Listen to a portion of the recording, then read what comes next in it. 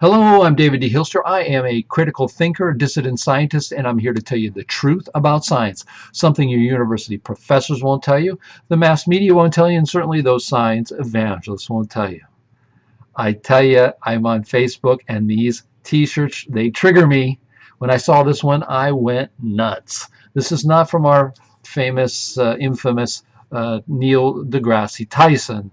This is from one of those science t-shirts. I also am a mathematician, so I get these t-shirts advertisements all the time for math, for science.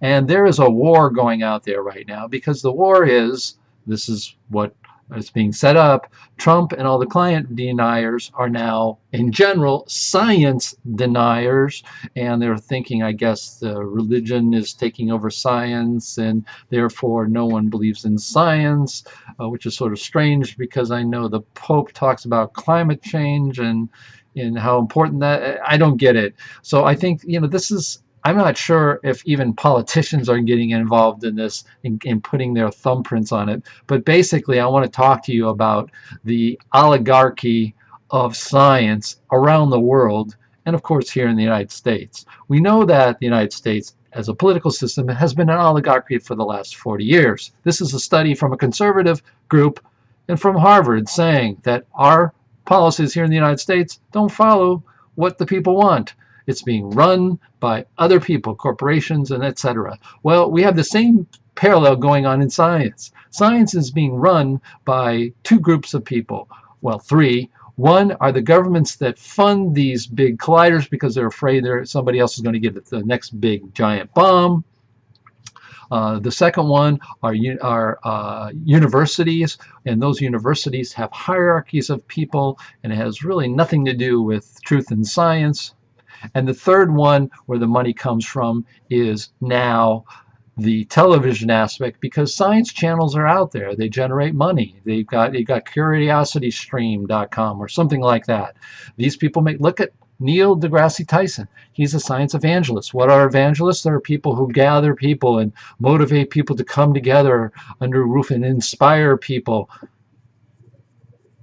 Money, money. So these things, money and fame and prestige and power, those things are important. Truth and science, not so much.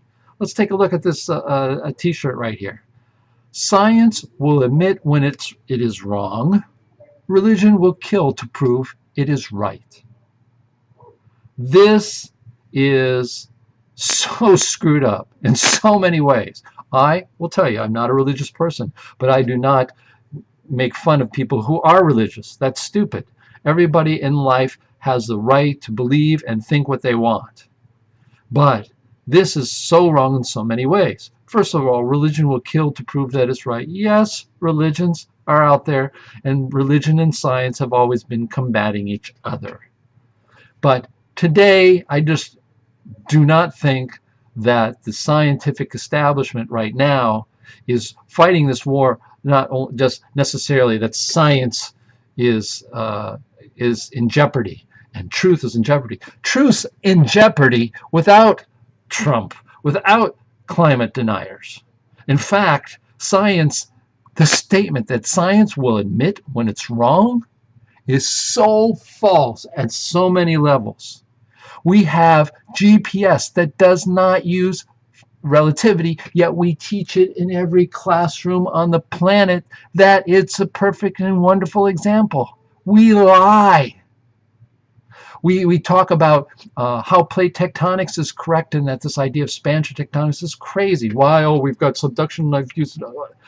Folks, the data is overwhelming for expansion tectonics. It's overwhelming. It's a 95 trillion to 1, quadrillion, quintillion to 1 that everything fits together when you get rid of all the seafloor bed. When you take it piece by piece, they're not admitting they're wrong on that. They cling on to bad ideas. The Big Bang, oh my gosh. Every time we get a better telescope, we see further. We got, oh boy, we're seeing things that shouldn't be well developed, so we're going to invent some other weird thing to explain it. We won't let go of the Big Bang. That's the easiest problem. Why? Science will not admit when it is wrong. This is so wrong. Particle physics, we're making up stuff that makes absolutely no sense. You listen to these guys, listen to it. I've told you many times, Unsecker, listen to these guys that Unsecker gets to interview. My gosh, those of us who know this pretty intimately, science and physics for many decades, these people are saying mumbo jumbo.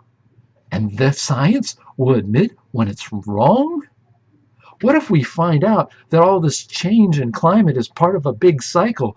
The climate I'm talking about, I'm not saying we're not destroying the earth, but it doesn't mean that climate deniers don't believe in science. Guys, these are wrong attitudes. People are right now becoming, I've said it before, we got science Nazis out there. You know, they say, oh, extreme Trump. We got the other extreme now. People get livid. Oh, you got to read science. 97% of all science. Folks, we have data to look at. Climate change is one aspect. Destroying the earth because we are, for instance, animal husbandry, which causes 51% of the global warming gases and everything. We're all screwed up. Science won't admit when it's wrong. Why? Because corporations, they want certain things. People in high places. Neil deGrasse has an ego the size of the planet. He wants people to worship him. He's got even things with halos on his head. Science will admit when it's wrong. And religions in general today, yeah, they're a radical sects, but the vast majority of religious people are peace-loving. And they live with each other. For us to say that everybody's that way, these are radical stances. This is quite amazing that someone is trying to sell me this t-shirt. What I would say to them is, first of all, get your own house in order, because right now science is an oligarchy. It will never admit when it's wrong, and the only way it's going to change is, like many people have said throughout history, until this generation dies. We have a new group of people that is ourselves. I'm one voice out there. There are many others. I'm trying to get out here in YouTube channels as well to say, folks, we are the majority.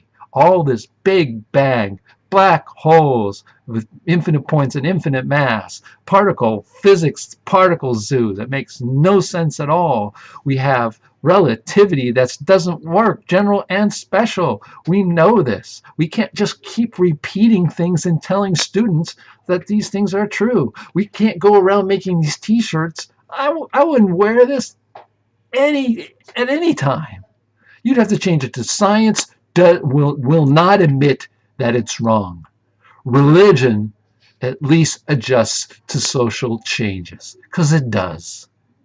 As society moves along, religion moves along. Where they didn't accept gays and lesbians and all the other multitude of the universe's natural selection of what sexuality is, they're changing. The church didn't used to accept certain aspects of science, and they are now accepting it.